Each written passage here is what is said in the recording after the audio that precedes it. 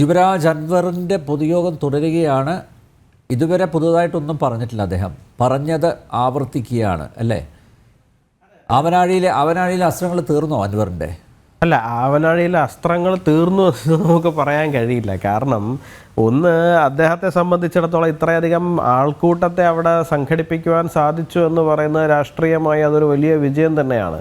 കാരണം അത്രയും പ്രൊഫഷണലായിട്ടാണ് അതിനെ ഹാൻഡിൽ ചെയ്തിരിക്കുന്നത്. നമ്മളതിനെ വെറും ഒരു ആൾക്കൂട്ടം മാത്രമായിട്ട് കണ്ടാൽ പോരാ. ഇപ്പോൾ അവരത് ഷൂട്ട് ചെയ്യുന്ന ക്യാമറ ആംഗിൾ ഉൾപ്പെടെ അത്രയും വളരെ പ്രൊഫഷണലായിട്ട് അദ്ദേഹം അതിനെ ഹാൻഡിൽ ചെയ്തിട്ടുണ്ട്. അപ്പോൾ അസ്ത്രങ്ങൾ തീർന്നതിൻ്റെ വിഷയമല്ല. എല്ലാ പ്രേക്ഷകർ അറിയേണ്ടത് ഈ എല്ലാ ചാനലുകളും കാണിക്കുന്നത് അൻവറിൻ്റെ ഫേസ്ബുക്ക് ലൈവാണ്. ഈ വ്യത്യസ്തമായിട്ടുള്ള ദൃശ്യങ്ങളുണ്ടല്ലോ, അത് അൻവർ തന്നെ ഏർപ്പാടാക്കിയതാണ്. അതുകൊണ്ട് തന്നെയാണ് യുവരാജ് നേരത്തെ പറയുകയുണ്ടായി ആ സമയത്ത്, അതായത് വളരെ പ്രൊഫഷണലായിട്ടുള്ള ഒരു ടീം അൻവറിന് പിന്നിലുണ്ട്. ഇനി ഈ പാർട്ടിക്കകത്തുള്ള പ്രൊഫഷണലായിട്ടുള്ള ആൾക്കാർ എത്ര പേരുണ്ട് എന്നാണ് അറിയേണ്ടത് അല്ലേ? അതെ, തീർച്ചയായിട്ടും. അത് അപ്പോൾ അദ്ദേഹം ഒരുങ്ങിയാണ് എന്നാണ് ഞാൻ അതിനകത്ത് വേറൊരു ഇതല്ല പറയുന്നത്. അദ്ദേഹം അത്രയ്ക്ക് ഒരുങ്ങിയാണ് അതിന് ഇറങ്ങിയിരിക്കുന്നത്. അങ്ങനെ ഒരു ഫൈറ്റിലേക്ക് അദ്ദേഹം ഇറങ്ങിയിരിക്കുന്നത് വളരെ ഒരുങ്ങിയിട്ടാണ്, വളരെ പ്രിപ്പറേഷനോടുകൂടി തന്നെയാണ്. ഒന്ന്. രണ്ടാമത്തെ ഒരു കാര്യം എന്ന് പറഞ്ഞാൽ ശ്രീ പാണ്ഡ്യാല ഷാജി നേരത്തെ പറഞ്ഞതിൻ്റെ ഒരു തുടർച്ചയാണ്. അതായത് CPM ഇടതുപക്ഷ രാഷ്ട്രീയത്തിന് അല്ലെങ്കിൽ തമസ്കരിച്ച് കഴിഞ്ഞിട്ട് കാലം കുറേയായി. അവരുടെ കോർ ഐഡിയോളജി എന്താണോ അതിനെ അവർ മറന്നു കഴിഞ്ഞു. ഇപ്പോൾ ഒരു ഉദാഹരണം പറഞ്ഞു കഴിഞ്ഞാൽ എന്താണ് ഇടതുപക്ഷം എന്ന് ചോദിച്ചു കഴിഞ്ഞാൽ, ഇടതുപക്ഷം എന്ന് പറയുന്നത് ദുർബല പക്ഷത്തോടൊപ്പം നിൽക്കുക എന്നുള്ളതിനെയാണ് ഇടത് എന്നുള്ളത് കൊണ്ട് ഉദ്ദേശിക്കുന്നതെന്നാണ് നമ്മൾ മനസ്സിലാക്കുന്നത്. ചരിത്രപരമായ പല കാര്യങ്ങളും ഉണ്ട്. ഇപ്പോൾ പല വിഷയങ്ങളും നിങ്ങൾ എടുത്ത് നോക്കിക്കോളൂ. ഇപ്പോൾ ഒരു ഉദാഹരണം പറഞ്ഞു കഴിഞ്ഞാൽ യൂണിഫോം സിവിൽ കോഡിൻ്റെ വിഷയം വരുന്നത്, അല്ലെങ്കിൽ മുത്തലാഖിൻ്റെ വിഷയം വരുന്നത്. മുത്തലാഖിൻ്റെ വിഷയം വരുമ്പോൾ ആർക്കൊപ്പമാണ് അവർ നിലനിൽക്കേണ്ടത്? സ്ത്രീകൾക്കൊപ്പമാണ്. അവരവിടെ അല്ല നിലകൊള്ളുന്നത്. പകരം അവർ രാഷ്ട്രീയമായിട്ട് അവരുടെ കോർ ഐഡിയോളജി എന്താണോ അവരതിനെ കോംപ്രമൈസ് ചെയ്ത് കഴിഞ്ഞു. അതിൻ്റെ റിസൾട്ടാണ് ഒന്ന് അവരിപ്പോൾ ഇവിടെ അനുഭവിച്ചുകൊണ്ടിരിക്കുന്നതെന്നാണ് ഒന്ന് ഞാൻ മനസ്സിലാക്കുന്നത്.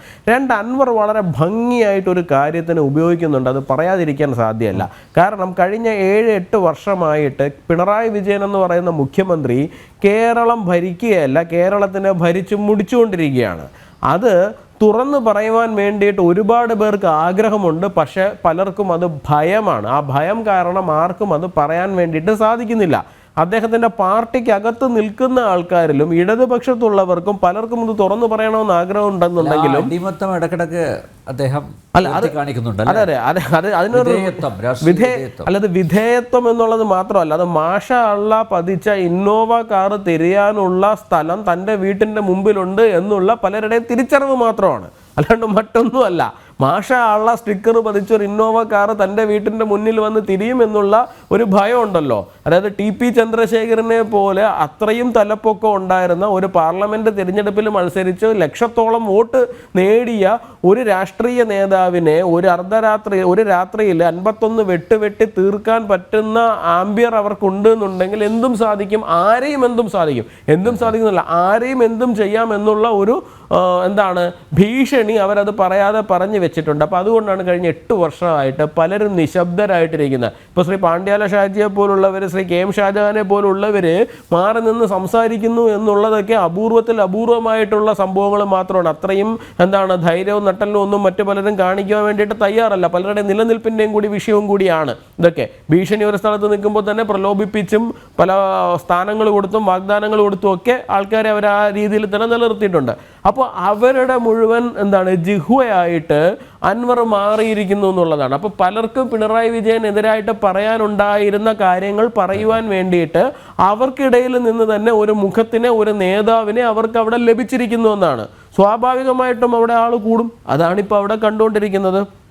ഇത് മുഖ്യമന്ത്രിയുടെ ഓഫീസ് കേന്ദ്രീകരിച്ചിട്ട് ഇത്തരം പ്രവർത്തികൾ അവിടെ നടക്കുന്നു. ഇപ്പോൾ നമുക്ക് നോക്കാമല്ലോ, സ്പ്രിംഗ്ലർ ഇടപാട് മുതൽ ഇങ്ങോട്ട് തുടങ്ങിക്കഴിഞ്ഞാൽ നോക്കൂ, കേരളത്തിലെ ബാക്കി മന്ത്രിമാരുടെ ഓഫീസുകൾ കേന്ദ്രീകരിച്ചിട്ടൊന്നുമല്ല ഇതിൻ്റെ ഈ ആരോപണങ്ങൾ വന്നിരിക്കുന്നത്. സാധാരണഗതിയിൽ ഒരു സർക്കാർ ഭരിക്കുന്ന സമയത്ത് ഇപ്പോൾ ഇന്ന് DMK-യിൽ നമ്മുടെ ഒരു മിനിസ്റ്റർ എത്രയോ ദിവസം ജയിലിൽ കിടന്നതിന് ശേഷം, 1 വർഷത്തിലധികം ജയിലിൽ കിടന്നതിന് ശേഷം ജാമ്യം ലഭിച്ച് തിരിച്ചു വരികയും അദ്ദേഹം വീണ്ടും വരികയും ചെയ്യുന്ന സാഹചര്യം ഉണ്ടായിട്ടുണ്ട്. അവിടെയുമൊക്കെ മറ്റു മന്ത്രിമാരാണ് പലരും ഇതിനകത്ത് പെടുന്നത്. അത് പിന്നീട് മുഖ്യമന്ത്രിയിലേക്ക് എത്തുകയാണ്. ഇപ്പോൾ ഡൽഹിയിൽ പോയിരുന്നാലും ശരി തന്നെയാണ്, ഉപമുഖ്യമന്ത്രി ഉൾപ്പെടെയുള്ളവർ മറ്റുള്ളവരാണ് ഈ പ്രശ്നത്തിൽപ്പെടുന്നത്. പിന്നീട് ഇവിടെ എത്തുന്നു. ഇവിടെ ഡയറക്റ്റ്ലി സ്പ്രിംഗ്ലർ മുതൽ ഇതുവരെയുള്ള സകല ഇടപാടുകൾക്കകത്തും, കുഴപ്പം പിടിച്ച എല്ലാ ഇടപാടുകൾക്കകത്തും നേരിട്ട് അക്യൂസ്ഡ് ആകുന്നത് മുഖ്യമന്ത്രിയുടെ ഓഫീസാണ്. മുഖ്യമന്ത്രിയുടെ ഓഫീസിനകത്തിരിക്കുന്ന പ്രമുഖരാണ്. അതിപ്പോൾ ശിവശങ്കർ ആയിരുന്നാലും ശരി തന്നെയാണ്, പി ശശി ആയിരുന്നാലും ശരി തന്നെയാണ്, അദ്ദേഹത്തിൻ്റെ മകളായിരുന്നാലും ശരി തന്നെയാണ്, മരുമകനായിരുന്നാലും ശരി തന്നെയാണ്. ഇവരാണ്, ഈ കോക്കസിലേക്കാണ് എല്ലാ ആരോപണങ്ങളും പോയി നീളുന്നത്. ഇതിൻ്റെ മുഴുവൻ എപ്പി സെൻ്ററായിട്ട് സി എമ്മിൻ്റെ ഓഫീസും സി എമ്മിൻ്റെ റെസിഡൻസും ക്ലിഫ് ഹൗസും മാറിക്കൊണ്ടിരിക്കുന്നതാണ്. ഇപ്പോൾ സ്വർണ്ണക്കടത്തായി കൊണ്ടുപോട്ടെ, ബിരിയാണി ചെമ്പിലുള്ള സ്വർണ്ണക്കടത്തായി കൊണ്ടുപോട്ടെ, എന്ത് കുന്തോ ആയിരുന്നാലും ശരി തന്നെയാണ്. നമുക്ക് വേറെ വാക്കൊന്നും കിട്ടുന്നില്ല. ഇത് മുഴുവനും പോയി നിൽക്കുന്നത് അവിടേക്ക് തന്നെയാണ് പോയി നിൽക്കുന്നത്. ഇപ്പോൾ കോവിഡ് സമയത്ത് PPE കിറ്റിനകത്ത് എത്രയോ ഇരട്ടി തുക കൊടുത്തിട്ട് PPE കിറ്റ് വാങ്ങിക്കുന്ന സാഹചര്യം ഉണ്ടായി. ആരോഗ്യമന്ത്രിയായിരുന്ന ശൈലജ ടീച്ചർ ആരുടെ പേരാ പറഞ്ഞത്? CM പറഞ്ഞിട്ട് ചെയ്തു എന്നാണ് പറയുന്നത്, അല്ലേ? അല്ലാണ്ട് അവരും അവിടെ അത് നിഷേധിക്കാൻ വേണ്ടിയിട്ട് പിണറായി വിജയന് സാധിച്ചിട്ടില്ല. അപ്പോൾ ഈ പറയുന്ന തട്ടിപ്പിൻ്റെയും വെട്ടിപ്പിൻ്റെയും അഴിമതിയുടെയും മുഴുവൻ കേന്ദ്രമായിട്ട് മുഖ്യമന്ത്രിയുടെ ഓഫീസ് മാറിയിരിക്കുകയാണ്. അവർക്ക് പഥ്യമല്ലാത്ത ആൾക്കാർ, അതിനിപ്പോൾ ശൈലജ ടീച്ചറായിരുന്നാലും ശരി, മറ്റാരായിരുന്നാലും ശരി തന്നെയാണ്, അവരെ ഒന്നടങ്കം മാറ്റി നിർത്തുന്ന സാഹചര്യമാണ് ഉണ്ടാകുന്നത്. അവർ ഒതുക്കപ്പെടുകയാണ് പാർട്ടിക്കകത്ത്. അവിടെയാണ് അൻവർ എന്ന് പറയുന്ന ഒരാൾ മുമ്പോട്ടേക്ക് വന്നിരിക്കുന്നത്. അതുകൊണ്ടുകൂടിയാണ് അദ്ദേഹത്തിൻ്റെ പുറകിലേക്ക് ആൾ കൂടുന്നത് എന്നുള്ളത് ഒരു യാഥാർത്ഥ്യമാണ്. യാഥാർത്ഥ്യത്തിനെ മറന്ന് നമുക്ക് ഒരു വശം മാത്രം സംസാരിക്കുന്നതിൽ അർത്ഥമില്ല.